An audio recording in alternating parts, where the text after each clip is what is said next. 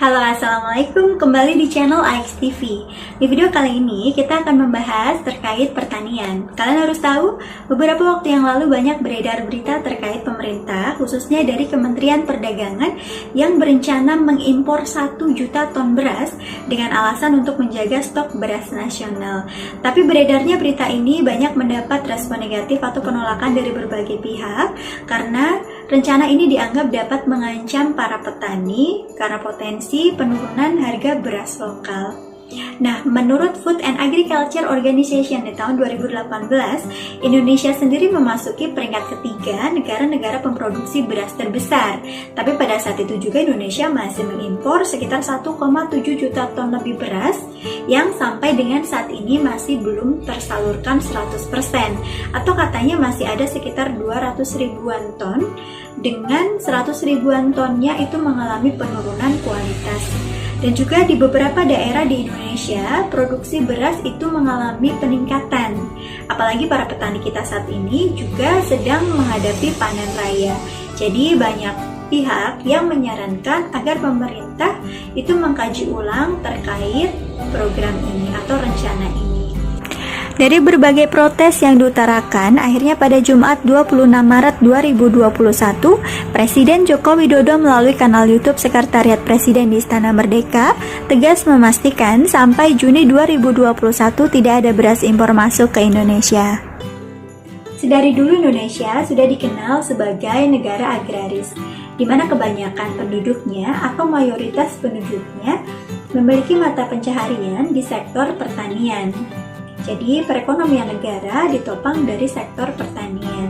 Tapi sadar nggak sih, dari tahun ke tahun jumlah pekerja tani di negara kita itu semakin berkurang?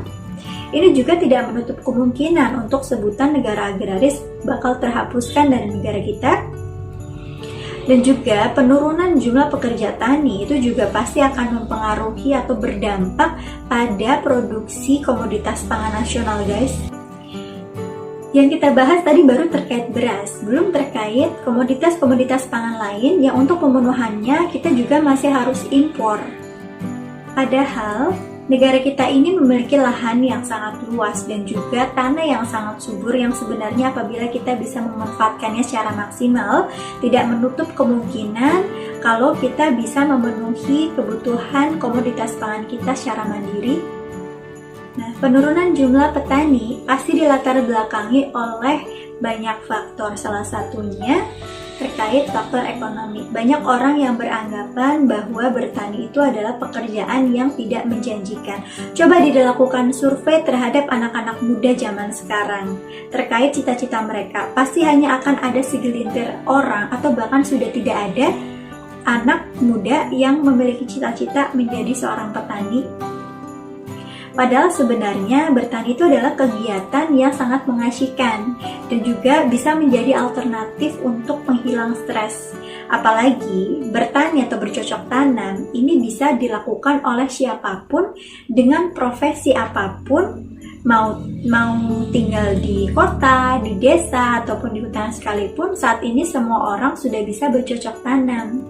Dan kita para generasi muda yang biasa dimanjakan dengan kecanggihan-kecanggihan teknologi yang apa-apa selalu dibuat instan atau praktis, sebenarnya sudah ada banyak aplikasi-aplikasi juga yang diciptakan untuk membantu mempermudah kita dalam bercocok tanam.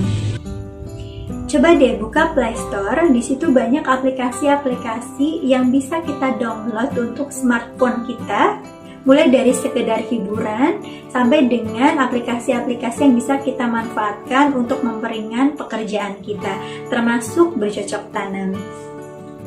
Kita coba-coba buka Play Store dulu, kita mau contoh. Buka mesin telusur, kita ketikkan saja pertanian. Nah, setelah itu udah muncul banyak aplikasi yang pastinya berhubungan atau berkaitan dengan pertanian. Bisa kita baca-baca dulu, di situ juga tertera bintang dari aplikasi-aplikasinya yang menandakan kualitas atau komentar atau pendapat dari para pendownload sebelumnya. Kita mau coba pilih salah satu untuk coba kita review dan nanti juga kita akan kasih penilaian juga. Kita pilih pada aplikasi dengan jumlah bintang cukup banyak. Di sini ada Dokter Tania aplikasi pertanian dari Nora Farm dengan bintang 4,4, kita langsung install aja. Setelah terinstall, kita langsung buka aplikasinya, dan ini untuk tampilan awal. Di sini ada informasi mengenai fitur yang ada di dalamnya juga, yaitu identifikasi penyakit, tanya ahli, panduan budidaya, serta radar penyakit. Kita langsung daftar aja ya. Kita masukkan data-data kita secara lengkap. Kita klik izinkan hanya satu aplikasi digunakan. Kita masukkan nama lengkap kita, username kita yang mau digunakan, alamat email, dan juga nomor handphone. Untuk masuk, kita masukkan juga nomor handphone yang sudah didaftarkan tadi. Lalu kita masukkan juga kode OTP yang dikirimkan ke nomor tersebut. Setelah masuk, ini untuk tampilan beranda.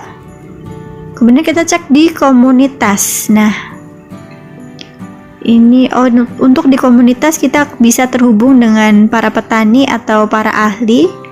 Kemudian kita cek di informasi kotak masuk. Di sini kita bisa tanya ahli.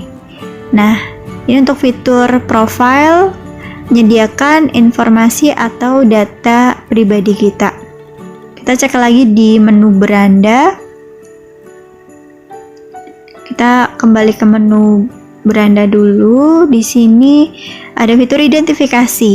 Nah, ada 3 langkah untuk identifikasi penyakit, yaitu caranya melalui foto. Cukup dengan foto aja penyakitnya bisa teridentifikasi.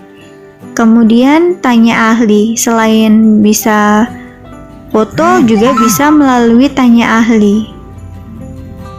Nah, ini untuk budidaya kita harus unduh dulu katalognya. Kita coba cek fitur lainnya, ada uji tanah. Untuk menguji tanah kita mulai. Kita juga diminta untuk memasukkan data-data lengkap kita. Setelah kita masukkan data-data lengkap kita, ini kita bisa langsung klik submit. Nah, kita cek di kalkulator pupuk. Di kalkulator pupuk juga dimintai terkait informasi luas lahan, pola tanam, jarak tanam. Ini cukup bagus juga aplikasinya, bisa mengetahui, jadi bisa lebih efisien. Nah, kita cek ini untuk informasi fitur radar penyakit. Jadi informasi penyebaran penyakit di seluruh Indonesia, bahkan dunia. Ini untuk filter, bisa dicek tanggal, cakupan, komponennya. Kita kembali lagi, kita cek untuk harga. Fitur harga, ini informasi terkait harga-harga komoditas pangan nasional. Bisa kita cek di masing-masing daerah. Kemudian kita kembali lagi, kita cek ini ada jual hasil lahan. Tapi menu ini masih dikembangkan, kita klik aja ya, tertarik agar fitur ini bisa segera diaktifkan. Kemudian ada juga fitur toko tania. Di sini juga menjual pupuk ataupun informasi-informasi tanaman lainnya. Ada fitur lainnya. Ini kita coba klik di informasi lihat semua. Jadi ini terkait artikel-artikel seputar pertanian. Aplikasinya cukup bagus apabila digunain. Ini bisa menjadi asisten kita juga. Jadi saat kita bertani, kita bisa mendapatkan hasil yang lebih maksimal. Ini ada juga informasi terkait cuaca atau perkiraan cuaca dari hari ini dan juga beberapa hari ke depan, itu bisa terdeteksi dari sini.